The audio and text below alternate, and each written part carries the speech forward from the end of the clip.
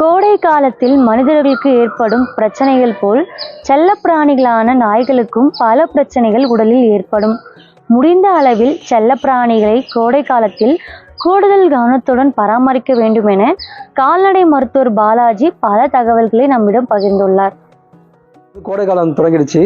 So கோடை காலம் தொடங்குதுன்னா மழை காலம் மாதிரி ஆடு மாடுகளுக்கு, கால்நடைகளுக்கு, செல்லப்பிராணிகளுக்கு கொஞ்சம் சிரமங்கள் வர்றதுக்கான வாய்ப்புகள் நிறையா இருக்குது. ஸோ இந்த கோடை காலத்தில் இப்போ நம்ம செல்லப்பிராணிகளை எப்படிலாம் பாதுகாக்கிறதுன்ட்டு நம்ம பேசலாங்க. ஸோ நம்ம கோடை காலம் ஆரம்பிச்சதுன்னா நம்ம என்ன ஆகும், நார்மலாக தட்பவெட்ப நிலைமை அதிகமாகும். ஸோ நம்ம செல்லப்பிராணிகளான நாய்களுக்கு நம்ம மனிதர்கள் போல் வேர்வை சுரப்புற கிளான்ஸ் கிடையாது. ஸோ அவங்களுக்கு வேர்வை சுரக்காதுங்க. ஸோ அவங்களுக்கு உடம்புல இருக்க உஷ்ணமும் வெளில இருக்க உஷ்ணமும் அதிகமாகிறதுனால அவங்க மூச்சு அதிகமாக வாங்கி வாங்கி ரொம்ப டயர்டாகிடுவாங்க. ஸோ அதனால் டாகோட டெம்பரேச்சர் நம்ம ப்ராப்பராக மெயின்டைன் பண்ணணும். நார்மலான ஒரு பாடி டெம்பரேச்சர் செல்லப்பிராணியான நாய்களுக்கு என்னென்னா 101 டிகிரி வரைக்கும் இருக்கிறது நார்மலுங்க. இந்த மாதிரி கோடை காலத்தில் இயற்கையாக 102 கிட்ட கூட வரும். சில சமயங்களில் நம்ம பெட் பேரண்ட்ஸ் என்ன பண்ணுவாங்க, வெயிலில் கட்டி போட்டு போயிடுவாங்க, இல்லாட்டி வந்துடும் வெளியே போவாங்க. வெயில் அதிகமாக அவங்க லேட் ஆகிடும். சில பேரண்ட்ஸ் காரில் கூட்டிகிட்டு போகும்போது கார் டோரை லாக் பண்ணிவிட்டு ஆஃப் பண்ணிவிட்டு ஒரு 2 மினிட்ஸ் வெளியே போட்டு வர கேப்பில் என்ன ஆகும், ஹீட் தாங்காது. ஹீட்டு தாங்காமல் ஹீட் ஸ்ட்ரோக்னு சொல்லுவாங்க. ஹீட் ஸ்ட்ரோக் வந்துச்சுன்னா மூச்சு விட முடியாமல் மூக்கில் ரத்தம் அப்படியே சுயநினைவே இல்லாமல் சடன் டெத் ஆகிறதுக்கான வாய்ப்புகள் கூட இருக்குங்க. ஸோ அதனால் நம்ம டைரக்ட் சன்லைட் நம்ம செல்லப்பிராணிகள் மேலே படாமல் இருக்கிற மாதிரி ஒரு நிழலில் வீட்டுக்குள்ளே இருக்கும்போது வீட்டை சுற்றி கொஞ்சம் மரம் வச்சுக்கோங்க. அவங்களுக்காக தனியாக முடிஞ்ச ஒரு ஃபேன் வச்சுக்கோங்க. இல்லைனா அவங்களுக்கு அப்பப்போ தண்ணியில் ஐஸ் வாட்டர் இல்லாட்டி எலக்ட்ரால் பவுடரு அந்த கொஞ்சம் கொடுத்து வளர்த்து பார்த்துக்கணுங்க. ரெண்டாவது நம்ம வெளியில் கிராமங்களில் வளர்க்கும் போது பார்த்திங்கன்னா அவங்க ஒரு மரத்தை நிழலில் வைக்கிறதே ரொம்ப புத்திசாலித்தனமான ஒரு விஷயங்க. அப்புறம் பார்த்திங்கன்னா சாப்பாடு கொடுக்கறது. இந்த சம்மர் சீசனில் கோடை காலங்களில் உணவு பராமரிப்பு ரொம்ப முக்கியமான விஷயங்க. இப்போ பார்த்திங்கன்னா செல்லப்பிராணிகளுக்கு நிறைய பேர் கமர்ஷியல் ஃபுட்ஸை கொடுக்கறதுக்கு பழகிட்டாங்க. சென்னை மாதிரியான இடத்துலலாம் அவங்களுக்கு செஞ்சு போகிறதுக்கான டைம் அவங்களுக்கு இல்லாதனால பெடிகிரி, ட்ரூல்ஸ் மாதிரி ஃபுட்டெல்லாம் கொடுத்துட்ருக்குறாங்க. ஸோ அப்போ இந்த சம்மரில் நார்மலாகவே நம்ம உணவு உட்கொள்ளும் போது உணவை செரிமானம் ஆகிறதுக்காக நம்ம உடம்புல எனர்ஜி லாஸ் ஆகும், எனர்ஜி ப்ரொடியூஸ் ஆகும், எனர்ஜி லாஸ் ஆகும். ஸோ அப்போ ஏற்கனவே ஒரு சூடு இருக்குது, சாப்பாடு செரிக்கிறதுக்கு உடம்புல ஒரு சூடு ப்ரொடியூஸ் ஆகும். ஸோ அதனால் சாப்பாடு வைக்கிற நேரம் மிக மிக முக்கியமான டைமுங்க.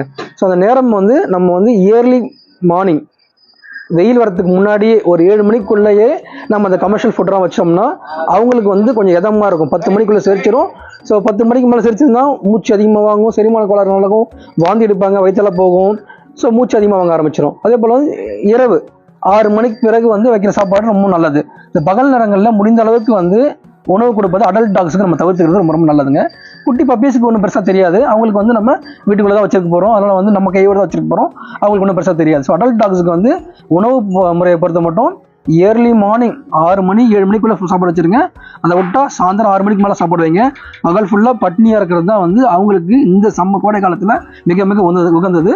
அதே போல் தண்ணீர் எப்போவுமே 24 ஹவர்ஸுமே அவங்களுக்கு நல்ல சுத்தமான தண்ணீர் இருக்கணும். முடிந்தால் அதில் கொஞ்சம் எலக்ட்ரால் பவர் மேலே நம்ம கலந்து கொடுத்தோம்னா இந்த சம்மர் சீசனை அவங்க ஈஸியாக பாதுகாத்துவாங்க. நாய்களுக்கு பார்த்தீங்கன்னா யூஸ்வலாக எப்பவுமே அவங்க கார்னிவரஸ். அவங்க புரதச்சத்து அதிகமிக்க ஒரு சாப்பாடு தான் நம்ம நிறையா தரணும். ஸோ ஹோம்மேட் ஃபுட்டாக இருந்துச்சுன்னா அவங்களுக்கு கறி, சிக்கனோ, மட்டனோ, பீஃபோ இதனால இருக்கலாம். அதில் அவங்க எலும்பு அந்த டாகோட ப்ரீட் சைஸை பொறுத்து இருக்குது. ஒரு மீடியம் சைஸ் டாகாக இருந்தால் அதுக்கான சைஸ் இருக்கணும், குட்டி ப்ரீடாக இருந்தால் அதுக்கான சைஸ் இருக்கணும். அதனால் அந்த சைஸ்க்கு ஏற்ற மாதிரி நம்ம கொடுக்கணும். முட்டை தரலாம். முட்டை தான் இருக்கிறதுல பார்த்திங்கன்னா நம்ம சீப் அண்ட் பெஸ்ட்டான ஒரு ப்ரோட்டீன் சோர்ஸ். அது நம்மளால் முடிஞ்சதை ஈஸியாக கொடுக்கக்கூடிய ஒரு ப்ரோட்டீன் சோர்ஸ் அதுதான். முட்டை தரணும், பருப்பு சாதம் தரலாம், கொஞ்சமாக தயிர் சாதம் தரலாம்.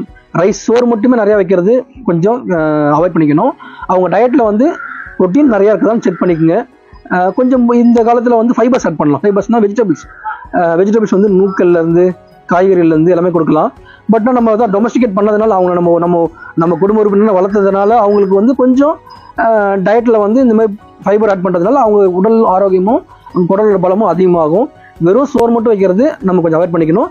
அதே போல் கண்டிப்பாக அவங்க டயட்டில் ப்ரோட்டீன் இருக்கிறத நம்ம பார்த்துக்கணும். இந்த சீசனில் சம்மர் சீசனில் முடிஞ்ச அளவுக்கு இயர்லி மார்னிங் வச்சோம்னா நல்லது. பகலில் வைக்கிறதுங்க சிக்கன் சூப் மாதிரி கொடுக்கறது ரொம்ப நல்லதுங்க. வேற ஏதாவது நோய்கள் வருமா டாக்டர்? கண்டிப்பாக சம்மர் சீசன் வந்துச்சுன்னா உனியோட தாக்கம் ரொம்ப அதிகமாக இருக்கும். உனிகளை நம்ம கட்டுப்படுத்த முடியாது. அப்போ சம்மர் சீசனில் வந்து ஒன்ஸ் நோய் வந்துருச்சுன்னா ஈஸியாக ஸ்ப்ரெட் ஆகிடும். மழை காலத்தில் எப்படி ஸ்ப்ரெட் ஆகுதோ அதுபோல் நாய்களுக்கு வந்து பார்வோ வைரல் என்ட்ரைட்டிஸ் வர வாய்ப்பு உண்டு, கெனைன் டிஸ்டம்பர் வர வாய்ப்பு உண்டு. பட் இதெல்லாம் வந்து ஏரியா ஸ்பெசிஃபிக்குங்க. ஒரு இடத்துல வந்துச்சுன்னா அப்படியே ஸ்லோவாக அது பரவிட்டே போயிட்டே இருக்கும். ஒரு குறிப்பிட்ட காலத்தில் நின்று போயிடும்.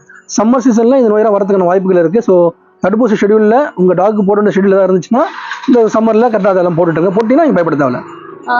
ஏதாவது முன்னாடியே பிஃபோர் ஏதாவது பண்ணுற மாதிரி வீட்டில் ஏதாவது ஹோம் ரெமடிஸ் இருக்கு டாக்டர்? உனிக்கு வந்து நம்ம ரெகுலராக பாத் பண்ணணுங்க.